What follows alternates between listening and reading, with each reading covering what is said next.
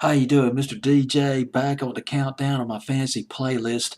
Halfway up the fantasy playlist, June 13th, 1986, making some memories from back in the big 80s, baby. Rolling Stones, one hit to the body. Rolling Stones losing a lot of momentum in 1986. They did have a hit in 1986, another hit in 86 called a Harlem Shuffle, which was a song that went back into the early 60s. I believe it was Bob and Earl who did that. I forgot, though. But one hit to the body by the Rolling Stones, and only got as high as number 28 here in the States. Did even worse in England, much worse in England. Went to number 80 in Britain by the Rolling Stones. Ron Wood wrote this song along with, or well, he contributed a lot to this record along with Keith Richards and Mick Jagger. Ron Wood actually played the acoustic guitar. He opened the record with the acoustic guitar. One of the hallmarks of the Rolling Stones sound, which I just kind of found out about, read about, on some of their records, the acoustic guitar would shadow their electric guitar. One example, Brown Sugar, and I'm thinking 19th Nervous Breakdown with that jangling guitar and then the electric guitar. I think the same principle applied to that record too. Certainly applied to this record, One Hit to the Body by the Rolling Stones off the Dirty Work album, produced by Steve Lillywhite and the backup singers. Oh my goodness, the Soul Man, Bobby Womack. Remember Bobby Womack? I'm looking for love back in 1974. Harry the Hippie back in 1973. Don Covey sang backup, a soul singer, songwriter. Started out as a chauffeur for Little Richard, opened for Little Richard back in the 50s. He wrote Pony Time. Covered by Chubby Checker, wrote Chain of Fools, massive hit for Aretha Franklin, and he had a hit. I don't know if anybody remembers the record that he did back in '73. I was checking out while she was checking in. Sounds like a country record, a country title, but it was actually a soul record by Don Covey. And now I learned something really, I was just blown away when I found this out.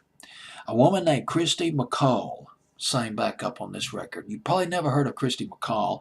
She was the wife of the producer of this record, Steve Lillywhite. She, at the time, she came out with a number of records and not in the 80s and 90s. None of them were really big hits. The song that I remember most by her was Walking Down Madison, was a compelling single by her. Came out back around the spring and summer of 1991. Remember watching that video on Night Tracks back in the day, back in 91. She also sang on, gosh, this song was so massive in England.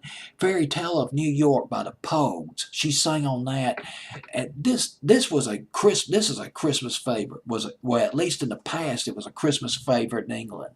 It was rotated regularly on BBC's Radio 1 during the Christmas season, and the song came out back in 1987. She sang on that song by the Pogues. Well, here's the thing about Christy McCall. I didn't know this. She died tragically in 2000. She went on a vacation. Apparently, it was on a vacation scuba diving with her two sons. A diving instructor, I believe, accompanied them along with her partner. They went to Mexico, scuba dived in Mexico. It was in a restricted area.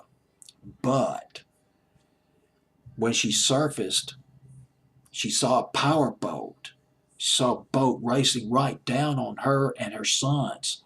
One of her sons was he was in direct line of this boat. And she came up to her son. She was about 13, 14 years old. She pushed him out of the way. He sustained minor injuries, but when she pushed him out of the way, she took a direct hit from the boat, speeding boat. She died instantly. This was back in 2000. I just found that out. I didn't know she'd been gone that long. She gave her life for her son. Well, boy, talk about research. It'll get you off to some different directions. You find out stuff that'll just blow your mind. That's not even related to the topic at hand. Rolling Stones, One Hit to the Body at number 20 on my fantasy playlist, June 13th, 1986.